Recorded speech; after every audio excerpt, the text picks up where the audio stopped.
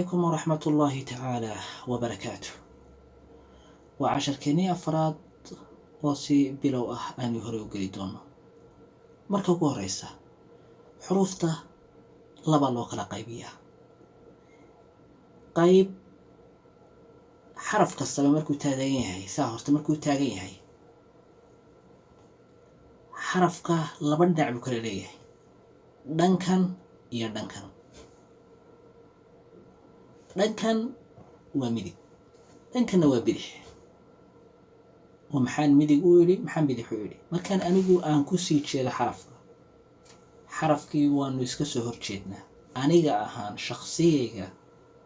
مديك تيدو دنكي حكتا أما أديقا با مديك تيدو دنكي حكتا مديك تيدو حقا ويني حكتا مديك تيدونا ويني حقا حكتا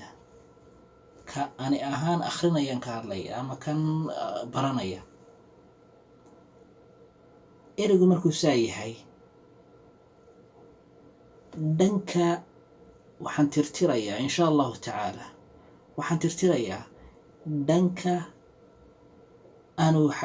dhanka wax kaga dhigsanayo waxaan tirtirayaa dhanka uu wax lagaga dhijin karo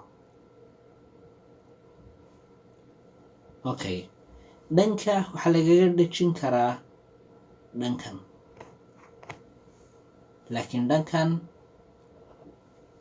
حروف قيبتود ويا لي حرف دنكا waxa laga madajin karo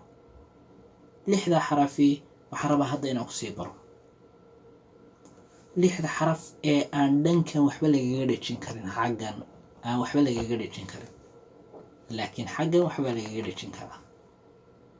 sax waad ku dhajin kartaa wax kastaba laakiin dhankan waa mamnuuc waxba laga dhajin karo waliba aan ku qaado midabka casaanka sidoo kale balad dhankan waxba laga madajin karo lixda xarafi waxay yihiin alifka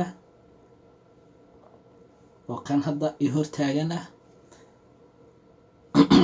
deelka daalka ra'da za'da iyo wowga lixda xarafi waxa waajiba inaad baratid waad ka baratid kuwa kale waxayna ka mid yihiin xuruufaha aan ogolayn in dhankan wax laga dhajiyo xaraf kastaba dhankiisa wax kaga dhajin kartid raada dhankan wax kaga dhajin kartid daalka waxa xagga dhankan kaga dhajin kartid daalka xagga wax kaga dhajin kartid alifka xagga wax kaga dhajin kartid laakiin xaraf kastaba wuu ogol yahay inaad dhankan kaga dhajisid kan waa ogol yahay daalku xaggan waa laga dhajin karaa daalka xaggan waa laga dhajin karaa ra'da xaggan waa laga dhajin karaa za'da xaggan waa laga dhajin karaa wowgan xaggan waa laga dhajin karaa marka waxaad ila fahantaa kaliya lixda xaraf ee aan rabo inaad meel ku qoratid ee ah inaan dhankan aan wax kaga dhajin karin laakiin dhankan aad wax kaga dhajin kartid lixda xaraf waxa weeyaan alif waa hadda waa saddex lixdii xaraf aan hadda dhigay alifka oo qaabka loo qorayo daalka iyo daalka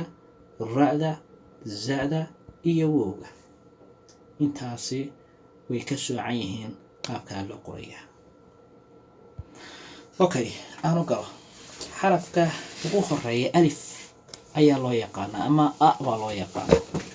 haddii aan kor dhigo waa a haddii aan hoos dhigona waa i haddii aan godana waa o marka xarafkaasi a ama loo yaqaan alif baaba loo yaqaan alifku markuu ugu horeeyo halkaas lagu qorayaa marka ugu horeeyo saas loo qorayaa sida hadda aad ku aragtid baa loo qorayaa waxa kale ee ku xiga gooni baad ka dhigaysaa kuma dhajin kartid waxa ka mid yahay alifku kuwa waxba lagu dhajin karin alifka marka ugu horeysa sida kaligiisa u taagan yahay baa loo qorayaa kaligiiba meel taagaysa waxa kale ee ku xiga waa inaad gees kaga qortaa aanad ku dhajin okay markuu bartanka yahay alifku ugu dhaxeeyo xarafka dhinacan ka xiga waad ku dhajin kartaa xarafka dhankan ka xiga waad ku dhajin kartaa hadduu miim yahay miimka ku dhajinaysaa haddii uu uu ta yahay ta'daad ku dhajinaysaa saasaad ugu dhajinaysaa haddii uu yacnihii uu yahay ha hadduu yahay halkaasaad ku dhajinaysaa laakiin xarafka dhankan ku xiga kuma dhajinaysid waa ka ilaalinaysaa gooni baad ka istaajinaysaa hadduu siin yahay hadduu miim yahay haddii nuun yahay waxaasoo dhan kuma dhegsamayo alifka markuu ugu dambeeyo xaggan waad ku dhejin kartaa markuu ugu dambeeyo dhankan waad ku dhejin kartaa laakiin waxaanad ku isagaaba ugu dambeeyo dee wax kale xaggan kama xigo xaggan laakiin waad ku dhejin kartaa oo wax walba caadi ugu dhegaya laakiin xaggan dambe dee waxaa isaga ugu dambeeya bal aynu eegno oo aynu tusaalahan hoose xagga hoose ka eegno aynu eegno alifka waa aragtaa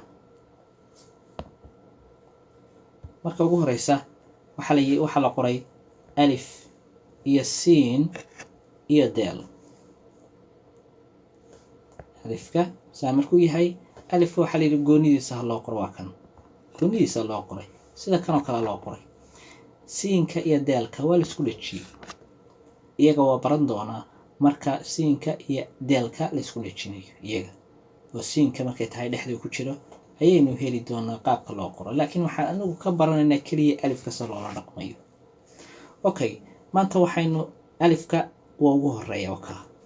markuu ugu horeeyo mar walba waxaa waajiba in gooni loo istaajiyo halkaasaa lagu qoro markuu ugu dhexeeyo xarafka waxaa la qoray markuu ugu dhexeeyo waa kan kaafka iyo alifkii iyo siinka saasaa loo qoray marka waxaa la eegay alifku waa ugu dhexeeya waa kaa alifku markuu ugu dhexeeyo haddaba qaabka loo qorayo wuxuu noqonayaa in ereyga mar walba dhankan ka xiga lagu dhajiyo kana lagu dhajinayaa laakiin kan xaggan ka xiga mar walba waa laga ilaalinaya laguma dhajin karo marka waa aragtaan kaafka iyo alifkii waa la isku dhajiyey alifku waa kacas ama guduudka waa aragtaan soo maaragtaan marka kaafkii oo sidan ah iyo alifkii baa lagu isku dhajinayaa siinka isaga gooni baa laga dhigayaa waayo sabab siinka gooni loogu dhigay sababtu waxa weeye alifku wuxuu ka mid yahay xuruuftii 6 ahayd ee aan dhankan wax lagaga dhajin karin marka mar walba dhankan wax lagama dhajin karo marka markuu ugu dhexeeyo waa qaabkan weeyaan marka dhankan waa mamnuuc xaraf walba ku xiga waan gooni laga istaajiyaa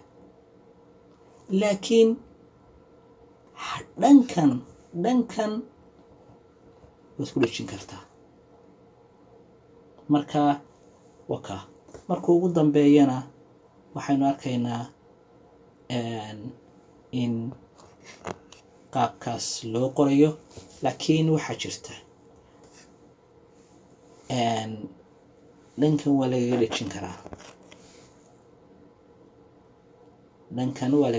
karaa sababta ka dhigtay in aan lagu dhajin hadda oo inuu gooni istaago waxa weeyaan ra'da baa waxay ka mid tahay iyagana xuruuftii aan dhinaca wax lagaga dhajin jirin geeskan bay ka mid tahay marka mar walba oo ra'da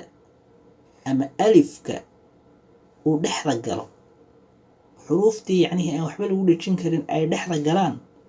xarafka ku xiga gooni baa laga istaajinaya yacnihii waxaa loola dhaqmayaa sida hadda aad halkan ku aragtaan sida aynu halkan ku aragno